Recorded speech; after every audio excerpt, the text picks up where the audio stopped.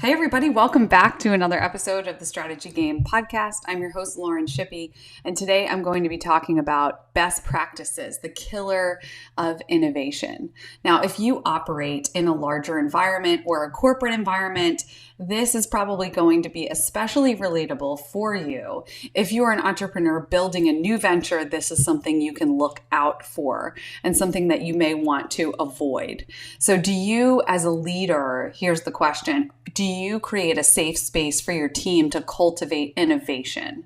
What would happen if you forced yourself to really step beyond your comfort zone of someone else's success? And so this is a blog recap that we're doing here today. And this is Jean Roberts from JRC Consulting shared this post. And I thought it was really powerful because she suggests that we stop using the phrase best practice as an excuse to shoot down an innovative concept. So she really presents this example and says, let me set the stage for you. So I'm gonna read this part from the post because I think it's so powerful. If you have anyone on your team that's an innovator, a visionary, this will be relatable. You may experience this from a place of frustration with them.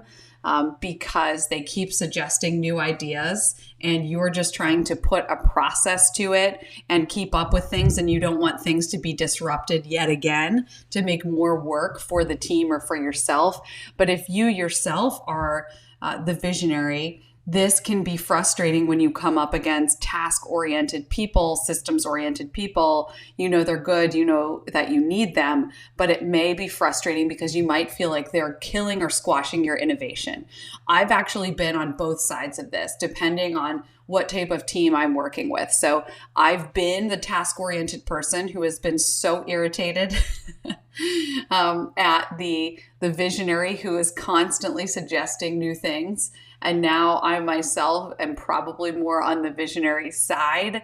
And I am sure that the team that I work with has had tremendous frustration with me at points because I'm not focusing on the details or the tasks involved. I'm just focusing on the vision and the process to get there. So what we've done as a team and how we've evolved has been really cool to see. We've started acknowledging each other. We've started saying, okay, I hear you, I see you.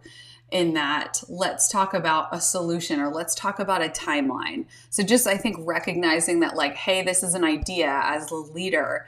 I know it's not going to be done tomorrow. I'm not expecting it to be done tomorrow, but this is something I want to make sure that we address or that we integrate or that we brainstorm on, right? So, and I think as a team member, if you're more task oriented, I think taking the step to zoom out and to see the bigger picture and step into the visionary's shoes for a moment, forgetting the systems for a moment, can help you guys bridge that gap and come to that level. So what this is all about is just bridging gaps in communication in teams. All right, so that was a long-winded set the stage here.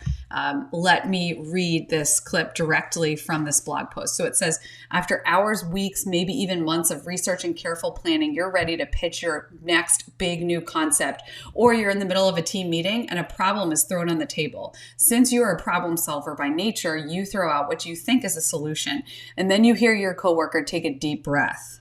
As you make eye contact with them, you see a look you can only describe as cynical.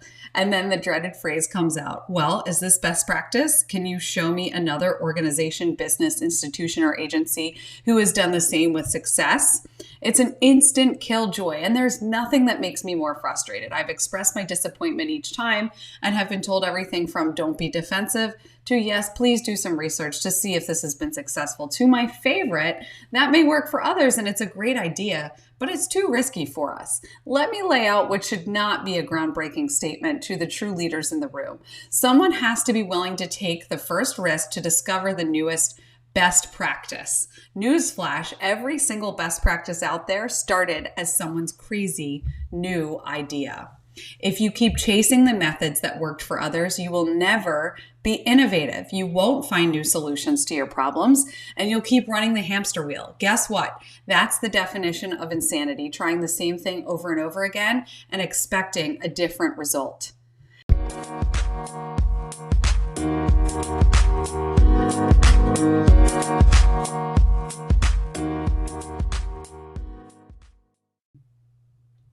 So, as you heard that pretty powerful clip, and I'm not going to read the whole rest of the post, you'll have to check it out. It's amazing, and we're going to link to it in the show notes.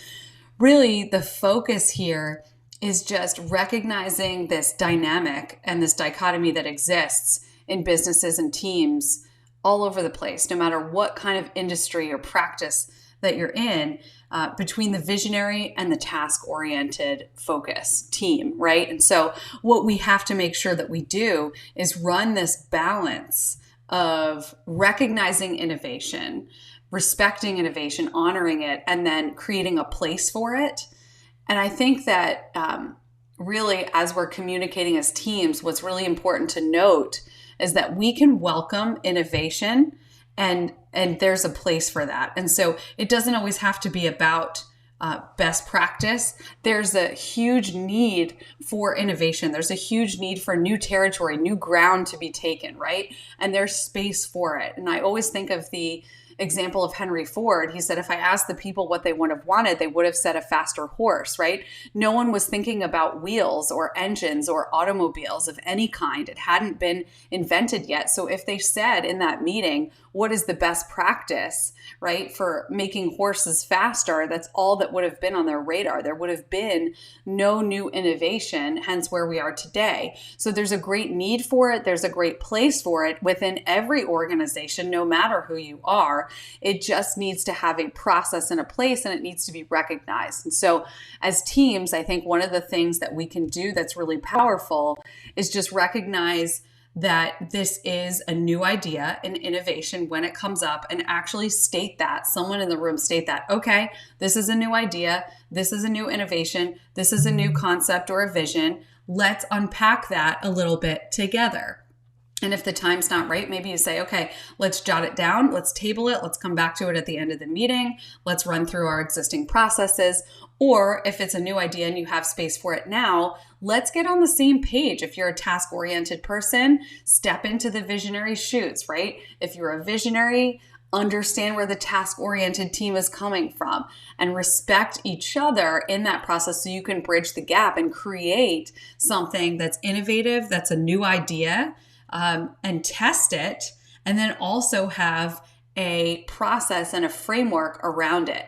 If we can successfully balance those things and do that dance, we'll be able to introduce new innovation over and over and over again, and systematized innovation, which is the key to successful business models. So we want to make sure that we've got a process for that. So if you're thinking about how to do this within your team, think about your existing process now when new ideas come up.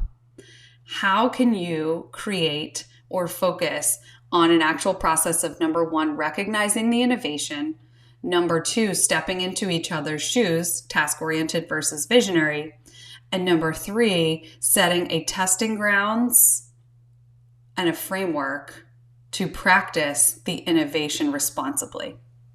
So that's what I got for this blog post. I hope you all enjoyed it. I'm going to link to it in the show notes. And as always, it's been so great.